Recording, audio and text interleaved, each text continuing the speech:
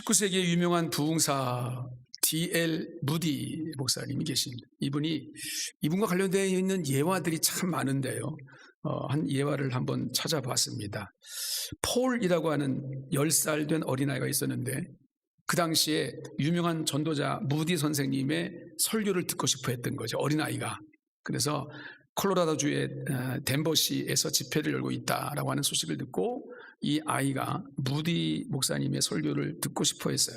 그래서 집회 장소에 들어가려고 했는데 입구에서 안내인의 제지를 받으며 혼자 예배를 드리러 온 이 아이가 좀 이상해 보였는지 안내인이 이 폴을 세워놓고 타일렀습니다. 꼬마야, 여기는 너가 들어갈 수 있는 곳이 아니다. 집에 돌아가 라고 말했습니다. 이 말을 들은 이 폴이 상심해서 울기 시작했습니다. 그의 울음소리는 점점 커져서 급기야 사람들이 다 알 정도가 됐습니다. 울던 소녀는 다시 출입구로 들어가려고 했는데 이번에도 계속해서 그 안내인을 통해서 제지를 당했습니다. 너가 들어갈 수 있는 곳이 아니라니까 집에 가. 이렇게 된 거죠. 안내인이 너무 단호하게 얘기를 하니까 더 상심해가지고 이 어린아이가 우는 거죠. 그때 신사 한 분이 폴에게 말을 건넸습니다. 꼬마야, 왜 우니? 내가 너를 도와줄 수 있으면 좋겠다. 무엇을 도와줄까? 그랬더니 이 신사의 말을 듣고 이 소녀는 목매어서 더듬거리면서 이렇게 얘기했습니다. 저는 무디 선생님의 설교를 들으려고 왔습니다. 저는 전부터 그분의 말씀을 듣고 싶었습니다. 그런데 이 아저씨가 저를 보고 어린아이라고 들어갈 수 없다고 말합니다. 라고 그렇게 하소연했어요. 이 말을 들은 신사는 폴의 손을 꼭 잡고 꼬마야, 내 손을 잡고 옷자락을 잡으렴 내가 너를 그 예배당 안으로 강단 안으로까지 들어가게 해주마. 무디 목사님의 설교를 들을 수 있을 거다. 이렇게 그를 붙잡고 데려간 겁니다. 설교 시간이 됐습니다. 무디가 강단에 등장했습니다. 그런데 무디가 혼자 들어온 게 아니라 웬 어린아이를 데리고 들어왔습니다. 수많은 청중들이 놀랐습니다. 무슨 일인가? 어리둥절한 표정으로 두 사람을 바라보았는데 무디 선생님께서 이렇게 말문을 열었습니다.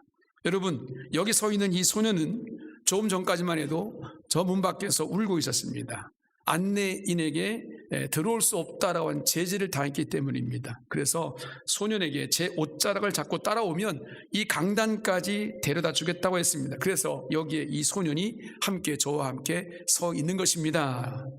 여러분, 오늘 저는 하나님의 말씀을 들으려고 여기까지 온 이 소년을 위해서 이 강단 위에서 가장 영광스러운 이 자리를 마련했습니다. 그리고 이 소년을 미국에서 가장 훌륭한 소년이다라고 지칭하고 싶습니다.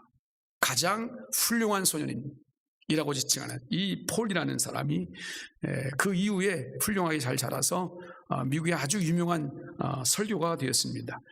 그분의 설교를 듣고 많은 사람들이 회개하고 돌아오는 놀라운 역사가 있게 됐고 주님의 사랑이 나타나는 그런 하나님의 쓰임받는 사명자로 섰습니다. 어린아이를 사랑했던 무디 선생님과 그 사랑이 또 다른 복음 전도자를 만들어냈다고 하는 그런 실제적이 있었던 일이죠. 오늘은 어린이 주일인데 어린이 주일은 성경에 있는 절기가 아니죠. 성경에는 어린이 주일이라는 말이 없습니다. 어린이에 대한 관심이 높아지기 시작하면서 모든 교회가 지키는 절기처럼 됐습니다. 지금 이 시간 한국 모든 교회는 다 어린이 주일로 지키고 있습니다. 어린이 주일을 어린이의 가능성과 꿈을 존중해주기 위해서 미국에서부터 가장 먼저 시작했습니다. 1856년에 미국의 매사추세츠주의 레오날드라는 목사님이 6월 두 번째 주일을 어린이 주일로 지켰습니다. 그냥 개교회가 이렇게 지킨 거예요. 그 이후로 1868년 미국의 감리교회에서 이날을 감리교회 정식으로 기념일로 정하고 1883년에는 미국 전역에서 이날을 6월의 둘째 주일을 어린이 주일로 확산시켜서 지키게 됐습니다. 오늘날에도 미국을 비롯한 세계 여러 나라들은 6월의 두 번째 주일을 어린이 주일로 지키고 있습니다. 6월 둘째 주가 어린이 주일로 지키게 된 결정적인 계기는 그때가 가장 꽃이 만발한 아름다운 시기이다라는 이유입니다. 푸르고 아름다운 어린이들의 이미지와 가장 닮았다 그래서 6월 두 번째 주를 어린이 주일로 지키는 것입니다. 우리나라에도 초창기에는 6월 두 번째 주일로 어린이 주일로 지켜오다가 1956년 5월 첫 번째 주일, 이 주일을 어린이 주일로 변경했습니다. 왜 그러냐면 1946년부터 지켜오던 5월 5일 어린이날, 그렇죠?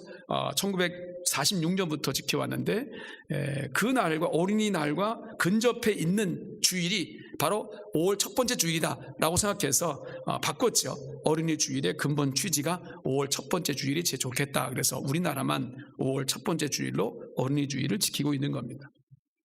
어린이 주일에 저는 오늘 에베소서 6장 4절의 본문을 선택했습니다. 그런데 에베소서 6장을 보게 되면 오늘 우리가 읽은 4절뿐만 아니라 그 위와 아래를 보게 되면 이 내용은 가정생활과 직장생활과 사회생활하는 모든 원리가 나와 있습니다. 우리가 어떻게 가정생활을 해야 될 것인지, 어떻게 사회생활을 해야 될 것인지, 직장생활을 해야 될 것인지가 원리가 나와 있습니다. 그 원리대로만 살면 되는데 6장 1절부터 3절은 자녀들에게 주시는 말씀이죠. 부모에게 순종하고 잘 섬기라, 이 말씀을 주고 있어요. 그러면 하나님이 복 주시겠다라고 약속해 주고 있습니다. 에베소서 6장 1절 3절에 자녀들아 주 안에서 너희 부모에게 순종하라, 이것이 옳으니라. 내 아버지와 어머니를 공경하라. 이것은 약속이 있는 첫 계명이니 이로써 네가 잘 되고 땅에서 장수하리라 라고 말씀합니다. 그리고 5절부터 7절까지 보게 되면 일하는 사람, 이 세상의 사회생활하는 일하는 사람들이 모든 일에 최선을 다할 것을 말씀해 주고 있어요.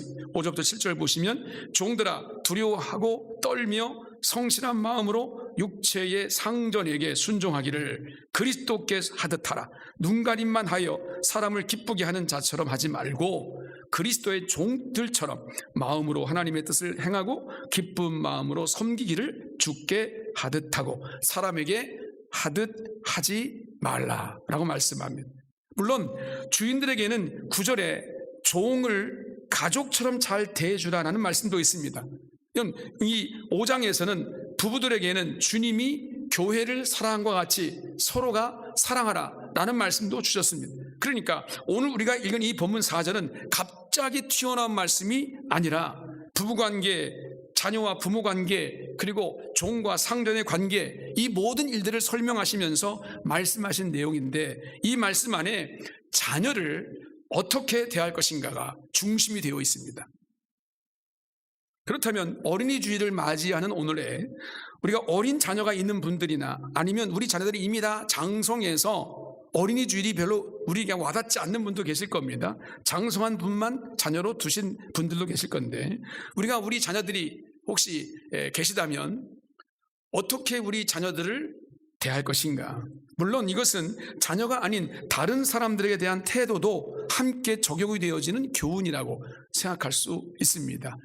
어린이 주일을 맞이해서 오늘 우리의 삶 속에 분명한 초점이 되어져 있는 우리 자녀들을 대한 태도, 이것을 한번 세 가지로 오늘 말씀을 가지고 한번 정리했으면 좋겠습니다. 첫 번째는 자녀를 노엽게 하지 말라. 자녀를 화나게 하지 말라는 겁니다.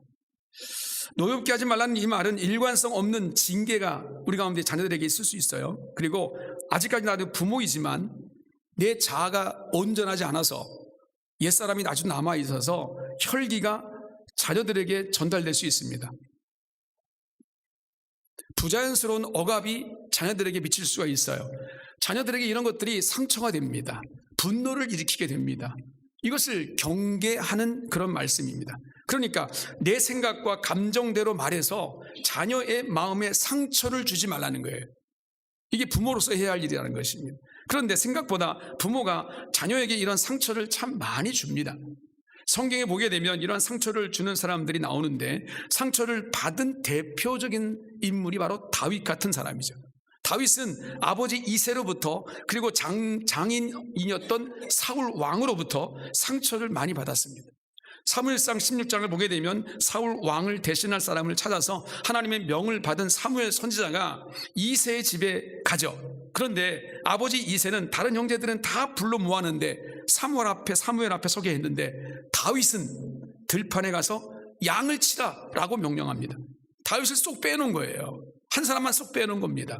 이런 이세의 행동에 다윗이 얼마나 마음의 상처를 받았을까요? 왜 나만 빼? 선지자가 하는데 왜 나만 빼? 왜 나만 목장에 가서 일하란 말이야?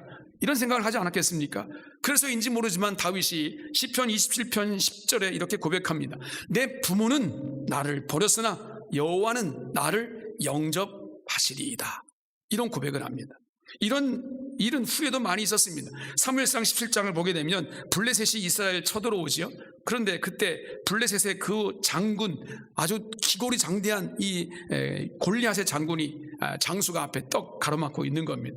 이스라엘 백성들은 덜덜덜 떨고 있습니다. 그럴 때 사울 왕이 파격적인 공약을 선포합니다. 저 골리앗을 물리치는 자를 자신의 사위로 삼겠다라고 말을 합니다. 물론 이런 이유 때문에 다윗이 골리앗 앞에 나선 것은 아니지만 다윗이 결국 골리앗을 쓰러뜨리죠. 그런데 사울이 그 약속을 지키지 않습니다. 분명 사울은 사무엘상 18장 17절에서 자기의 맏딸 메랍을 준다라고 약속을 했었습니다. 그러나 이리저리 핑계를 대면서 맏딸을 다른 사람에게 결혼을 시켜버립니다. 그리고 나선 두 번째 딸인 이 미갈과 이 다윗을 결혼시키죠. 하지만 사울이 다윗을 죽이려고 하니까 사울 왕을 피해서 다윗이 도망다니잖아요. 이번에는 그런 이후에 사울 왕은 미갈마저도 다윗에게서 뺏어가지고 다른 사람에게 결혼시켜버립니다. 여러분, 얼마나 이게 마음의 상처가 되는 일인지를 모르고 하는 행동들입니다. 다윗은 사울이 죽은 이후에 사무엘하 3장 14절에 이후에 보니까 미갈을 다시 데리고 옵니다. 이렇게 다윗은 아버지와 장인어로부터 마음의 깊은 상처를 받았습니다. 그러나 다윗이 고백한 대로 하나님이 그 마음의 상처를 어루만져 주셨습니다. 치유해 주셨습니다. 그래서 회복이 되었어요. 그것 때문에 어떤 별다른 이상 행동을 행하지 않습니다. 그런데 여러분, 우리 자녀들은 다 다윗 같지 않습니다. 우리 자녀가 직접 하나님께 위로를 받고 하나님의 치유를 받을 수 있는 가능성이 그렇게 많지 않습니다. 그래서 하나님은 부모된 오늘 우리들에게 자기의 감정이나 기분대로 일관성 없는 징계나 또 우리 자아가 아직 성숙하지 못한 것으로 나타나는 혈기, 억압으로부터 자녀의 마음에 상처를 주지 말라라고 말씀하고 계시는 거죠. 우선은 상처를 주지 말아야 하고, 상처를 혹시 내가 원하지 않는 상처를 주었다고 한다면 그 자녀의 마음을 만져줘야 됩니다. 풀어줘야 됩니다. 이것을 누가 풀겠습니까? 부모가 풀어야죠. 자식이 어떻게 스스로 그것을 풀 수 있겠어요? 부모가 풀어줘야 됩니다.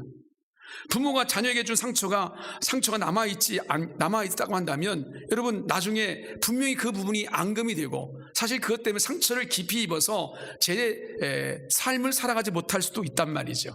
상처를 풀어줘야 됩니다. 그 푸는 방법이 무엇일까라는 거죠. 그 자녀들이 상처를 받은 그 문제가 무엇인지를 들어보고 그 상처에 대해서 상처를 받았다고 하는 자녀들에게 사과를 해야 됩니다. 내가 잘못했다. 그때가 내가 너무 몰라서 그랬다. 내가 너에게 너무 깊은 상처를 주었구나. 나를 용서해라. 내가 부족해서 그렇다. 여러분, 내가 아무리 낳은 자식이라도 미안하다고 사과하는 것은 굉장히 중요합니다.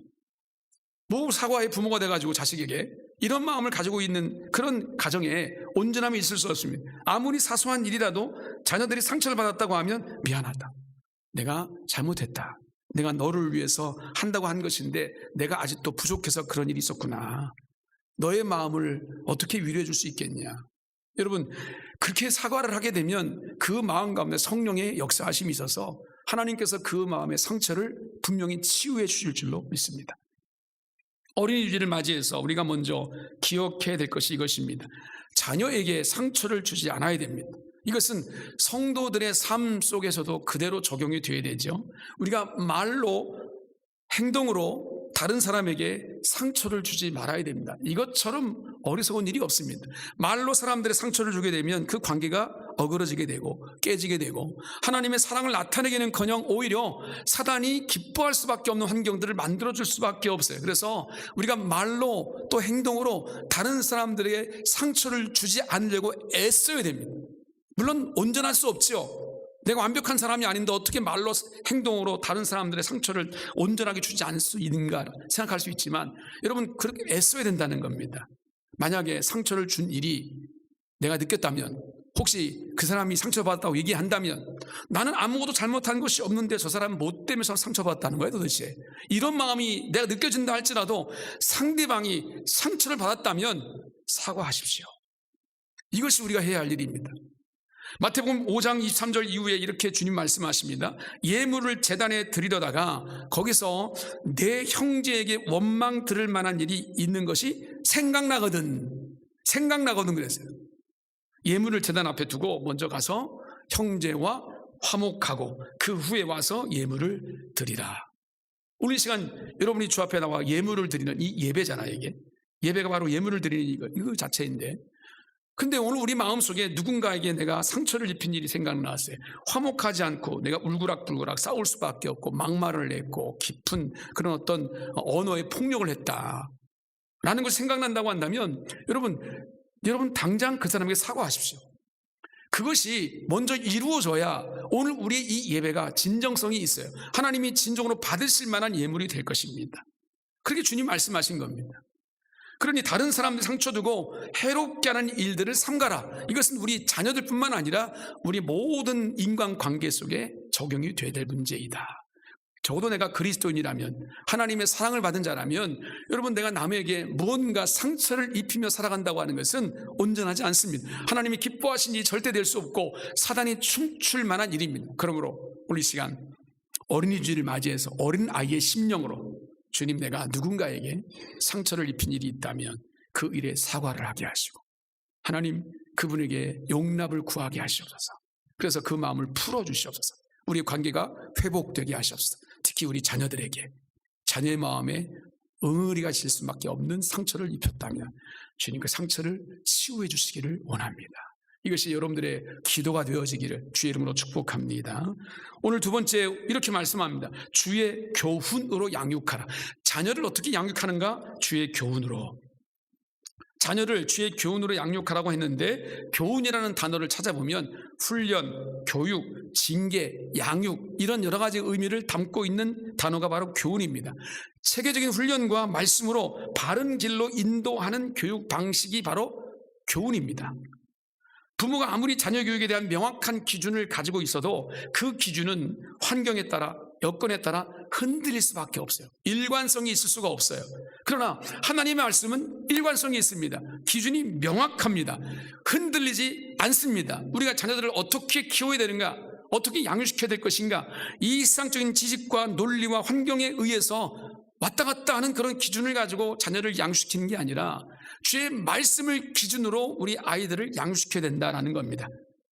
우리가 잘 아는 쉐마, 신명기 6장을 보게 되면 자녀 교육을 어떻게 해야 될 것인지를 말씀해 주고 있는데 신명기 6장 6절에 이렇게 써 있습니다. 하나님의 말씀을 마음에 새기고 자녀에게 부지런히 가르치며 집에 앉아 있을 때에든지 길을 갈 때에든지 누워 있을 때에든지 일어날 때에든지 하나님의 말씀을 가르치라. 뭘 가르치라고요? 하나님의 말씀을 가르치라 그랬어요. 자녀에게 교훈할 때에도 말씀으로 교훈하라는 것입니다. 말씀으로 자녀를 양육시키라는 거예요. 오늘 우리의 삶을 한번 돌아봅시다. 우리가 자녀를 지금까지 장성한 자녀들이 있든 어린아이가 아직 있든 아니면 아직 청소년기가 있든 우리 자녀를 양육시킬 때 무엇으로 우리 아이들을 양육시키고 있는지 생각해 보십시오. 한번 돌아볼 수 있기를 원합니다. 내가 과연 이 아이를 말씀으로 양육시키고 있는가라는 거예요. 대부분 많은 사람들이 그렇게 하지 않는다는 것을 발견하게 됩니다. 말씀으로 자녀를 교훈하거나 양육시키지 않는다는 겁니다. 말씀보다 세상의 기준으로 우리 아이를 양육시키려고 합니다. 그런데 이 세상의 기준은요, 자꾸 변합니다. 자꾸 변해요. 그러니까 세상을 우리가 따라가는 이 방식이 얼마나 불완전한지를 우리가 알아야 된다는 겁니다. 한번 예를 들어볼까요? 자녀니까 자녀들의 예를 들어보면 요즘 청소년부 아이들 예배 드리는 것을 보게 되면 청소년부 형상들이 어떨 때 한 명도 안 나올 때가 있어요. 한 명, 두 명 기껏 나올 때가 있어요. 그때가 언제인 줄 아십니까? 시험 때, 중간고사, 기말고사 있을 때는 아이들이 거의 전멸이에요. 왜 그런 줄 아세요? 걔들이 자기의 의지로 교회를 안 나오는 게 아니에요. 학원 때문에 못 나와요. 그 시간에 학원을 가야 돼요. 시험 때만 되면 학원에서 걔들을 붙잡고 놓고 공부를 시킨다고. 예? 주일날이고 뭐가 없어요. 무조건 불러요. 그러면 아이들은 가야 돼요. 안 가면 처질 것 같고. 그럴 때 부모가 안 돼 라고 말할 수 있다든지, 아니면 그걸 하지 못한다고 한다면 그래도 그 주일날 예배 시간에 가지 못하고 학원에 갈 대체적인 영적인 수단으로 그 아이들을 대체할 방안이 있어야 되는데 그게 아무것도 없는 거예요. 이게 문제인 거예요. 그래서 우리 사역자들이 그렇게 얘기합니다. 아이들이 학원 때문에 교회를 못 나올 때는 1대1로 면담을 해라. 틀림없이 그 아이들에게 나와서 같이 큐티를 같이 하든지, 같이 성경 공부를 같이 하든지, 아니면 1대1로 예배를 드려주든지, 뭔가 하나님의 말씀으로 양육시킬 수 있는 기준이 있어야 되는데 이 기준이 세상으로 하여금 다 빼앗겨 버리는 거예요. 여러분, 세상을 따라가 보십시오. 세상을 따라가다 보면 세상에서 그래요. 세상을 따라가니까 뒤질지 않으려고 애를 쓰니까 진학도 할 수 있고 진급도 할 수 있고 지위도 올라갈 수 있고 돈도 벌 수 있을지 모르겠지만, 여러분, 부모의 기대와는 다르게 하나님을 섬기는 데는 실패할 수밖에 없습니다. 이게 가장 근본적인 문제라고 생각하는 부모라면 이게 얼마나 심각한 문제인지를 깨달으셔야 됩니다. 주의 교훈으로, 하나님 말씀으로 자녀 교육을 시키지 않는 가정, 여러분, 그 가정의 미래가 어떻게 될 것인가 한번 심각하게 생각해 보십시오. 아이들을 공부시킨다는 이유로, 학원에 가야 된다는 이유로 예배도 빼뜨리고, 여러분, 그렇게 습성화된 아이들은 여러분 하나님의 은혜 안에 거할 수가 없어요. 하나님의 긴급한 상황 가운데 하나님의 은혜를 구하는 자리까지 나갈 힘이 없어요. 그렇게 방치한 게 누굽니까? 부모예요. 부모가 왜 그랬습니까? 일부러 그랬습니까? 아니죠. 세상을 따라가는 거죠. 어쩔 수 없이 세상을 따라가는 거예요. 학원을 안 보내면 이 아이가 도태될 것 같은 거예요. 이 아이 성적이 떨어질 것 같은 거예요. 이 아이가 실패할 것 같은 거예요. 과연 그럴까요? 저는 경험적으로 그것이 아니라는 것을 많이 경험했습니다. 주일날 학원을 보내는 일이 우리 자녀들에겐 절대 있을 수 없습니다. 목사니까 그렇죠? 아니요. 여러분들은 뭐 목사 같은 영성 없습니까? 하나님을 사랑하는 열성이 목사만큼 안 됩니까? 그래서 그러는 겁니까? 그건 말이 안 되는 논리입니다. 내가 주님 앞에 서서 내가 주 앞에 결단하고 우리 자녀들에게 강압적으로가 아니라 그렇게 우리가 이렇게 살아간다는 것을 보여주고 그렇게 권면하면 아이들이 주의 말씀 붙잡고 살아갈 수 있는 힘이 그 안에 생길 수 있는 거거든요. 그런데 우리가 세상을 따라가니까 세상에 의해서 여러 가지 흘러가는 이 세상의 여러 분위기 속에서 우리가 신앙교육을 놓치고 있는 것을 처절하게 느끼고 있습니다. 이제부터라도 어린 자녀가 있는 분들, 말씀으로 자녀를 교훈하고 양육시킬 수 있기를 부탁을 드립니다. 만약 자녀가 다 커서 그것이 불가능한 분들이 계시다면 자녀가 말씀으로 살아가도록 여러분 기도해 주시기를 바랍니다. 여러분의 기도 제목을 보십시오. 뭘 위해서, 자녀를 위해서 기도하는지. 건강 달라고 기도하시죠? 돈 많이 벌게 해달라고, 승진하게 해달라고, 출세하게 해달라고, 좋은 직장 얻게 해달라고, 좋은 신랑감 만나게 해달라고, 좋은 신부감 만나게 해달라고. 여러분 많이 기도하시잖아요. 그런데 여러분 좋습니다. 그런 기도가 좀 좋은데 더 중요한 기도 제목이 있어요. 하나님, 내 아들 딸들이 말씀으로 살아가도록 붙잡아 주옵소서. 이 기도를 드리고 있는지요? 진짜 여러분 한번 생각해 보시라고요. 어떤 앞에 드렸던 그 모든 세상적인 것들을 얻을 수 있는 그런 기도 필요하지만 그런 기도는 드리는데, 주님, 내 아들이, 내 딸이 말씀 안에 살아갈 수 있도록 도와주옵소서 눈물을 뿌리며 기도하고 계시냔 말이에요. 이게 최우선인데 최우선적인 것은 기도하지 않고 여러분 부차적인 것들만 위해서 기도하고 있어요. 우리는 본질이 빠져있는 비본질적인 걸 가지고 우리가 어떻게 신앙의 근간을 유지할 수 있겠는가. 그럼 여러분들의 자녀를 위한 기도를 한번 바꿔 보시길 바랍니다. 반드시 위해서 기도해야 될 것은 하나님, 우리 자녀들 주의 말씀 앞에 서게 해주시고 생명의 주님께로부터 오서 생명의 주님께로 돌아갈 것을 믿는 믿음 안에 하나님의 나라를 위해서 어떻게 살아갈 것인가를 고민하고 그 일을 하나님께 맡길 수 있는 자녀로 성장하게 해주시기를 원합니다. 이 기도가 여러분의 기도 가운데 반드시 있어지기를 바랍니다. 성 어거스틴 잘 아실 겁니다. 기독교 역사 가운데 빼놓을 수 없는 인물입니다. 어거스틴. 이 어거스틴의 어머니가 모니카이죠. 이 모니카는 아들 어거스틴이 16살 때 가출했어요. 뭐 때문인지 모르지만 가출했어요.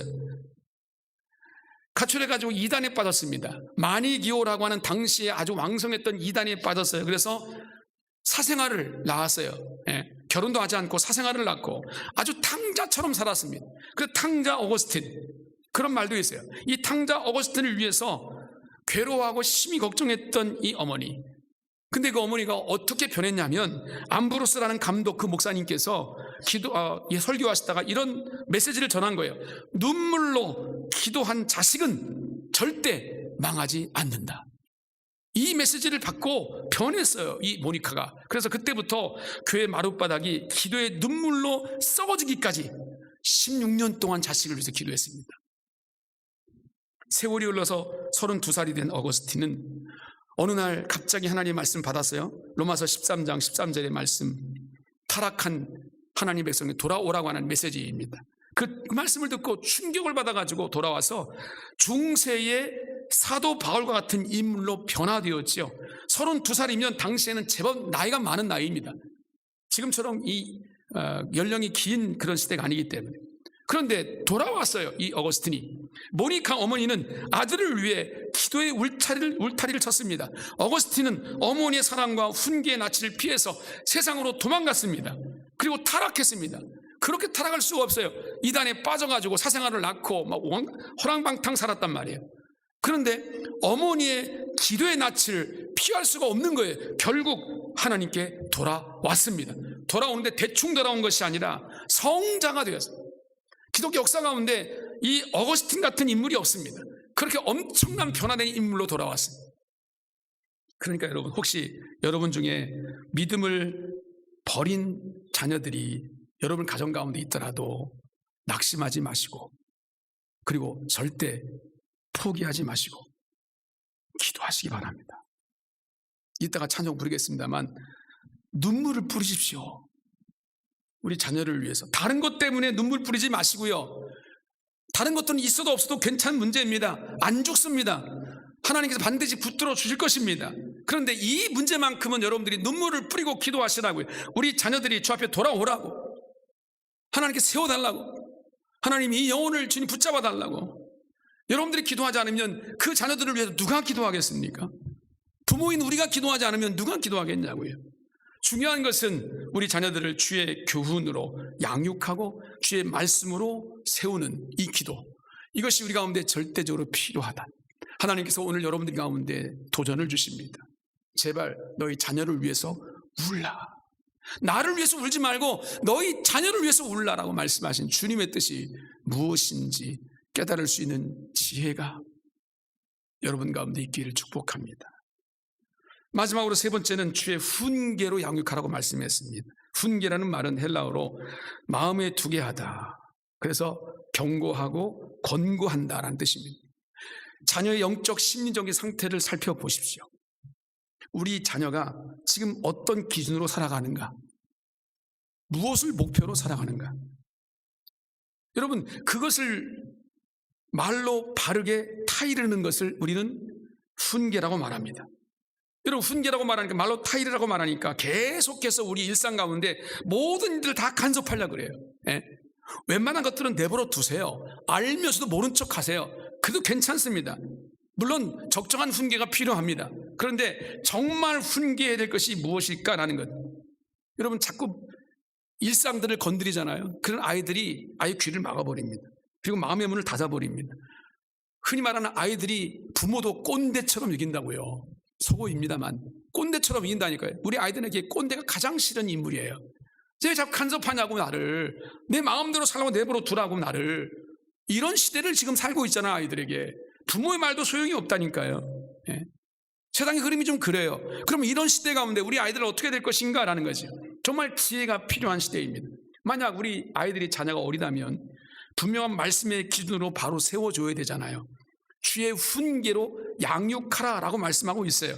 그런데 자녀가 커서 이미 부모의 품을 떠났어요. 가정을 이루어가지고 떠나버렸어요.